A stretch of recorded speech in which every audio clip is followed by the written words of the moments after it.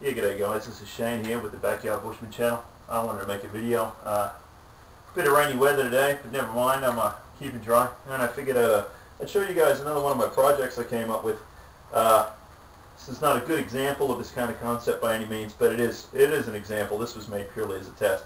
And this here, this little beauty there, that's actually a slingshot, okay? With the handle inverted. Now, I don't know if you guys are in slingshots or not, but they're pretty handy to keep in your kit just for, catching small game and whatnot. And if you look on YouTube, you'll find a bloke named JoergSprave, big German guy. I hope I pronounced that correctly. But anyway, he's a bit of a slingshot legacy, and he makes a lot of slingshots. He has very informative videos. I suggest you look him up and subscribe. Great guy. But he did a video on making your own slingshot. He molded the handle and all kinds of cool stuff. It's a really simple video. So I took that concept and just, with this model here, it's a little PVC bar, a couple of bolts, some wing nuts and whatnot, PVC tube around there for the handle.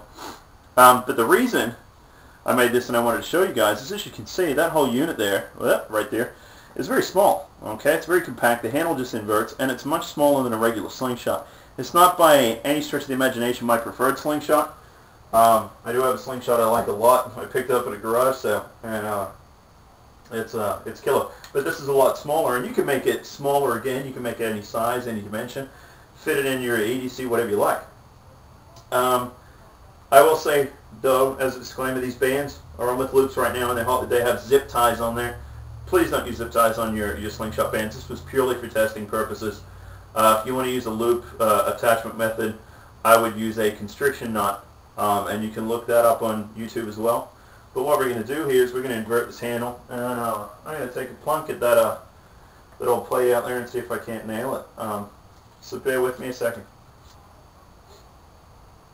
There we go, guys. We got it back together. We had the wing nut on there. All we had to do was pull out that bolt, flip it around, throw the tubes on there, slap on the wing nut.